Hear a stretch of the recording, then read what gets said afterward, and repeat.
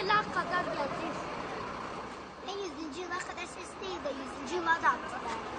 Neredeyse çocuk, neredeyse bize attılar. Daha 100. yıla kadar ses geldi. Neredeyse bize attılar.